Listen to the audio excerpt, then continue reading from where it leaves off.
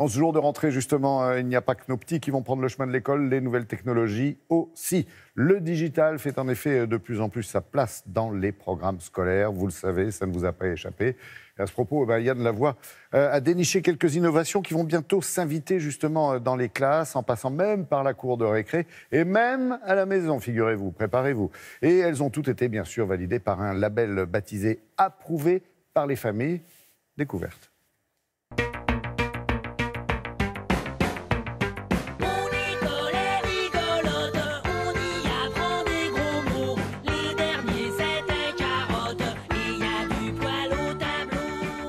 La rentrée 2018 sera une rentrée un peu particulière parce que, pour la première fois, on voit arriver dans la classe des nouveaux outils pédagogiques qui ont été construits par les enseignants et les sociétés technologiques. Des outils qui servent notamment à l'apprentissage du code, mais aussi de l'écriture et la géométrie. Des outils qui, pour une fois, je dirais, sont issus d'une collaboration qui était désirée par les enseignants.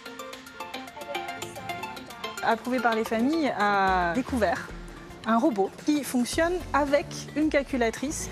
Cette calculatrice, associée à ce robot, va permettre de donner une dimension beaucoup plus ludique et surtout beaucoup plus concrète à l'enseignement de quelque chose qui peut paraître comme ça très ennuyeux, qui est l'algorithmie. Et le prof de maths, qui jusque-là était le seul qui n'avait pas ces petits outils pour rendre les choses plus ludiques, aujourd'hui il a un robot qui va pouvoir faire avancer, qui va pouvoir faire danser. Et tout ça, c'est l'élève qui va le construire avec la calculatrice.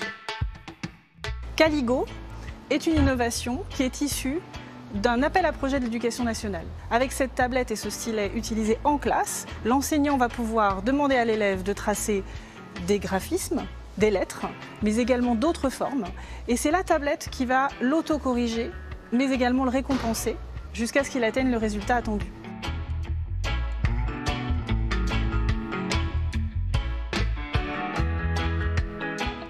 Le passeport révision est une manière pour le parent et l'élève d'entretenir une bonne révision de tous les points abordés à l'école tout au long de l'année.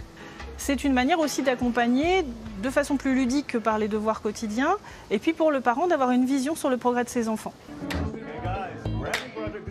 Je crois que l'éducation nationale est en train de franchir un pas important qui amène les enfants finalement à vivre dans leur monde à 360 degrés. Leur monde, c'est un monde connecté, c'est un monde dans lequel les nouvelles technologies ne sont pas nouvelles, elles font partie de leur vie. Et désormais, elles vont faire partie de leur vie également à l'école, de manière positive, et ça va leur amener beaucoup.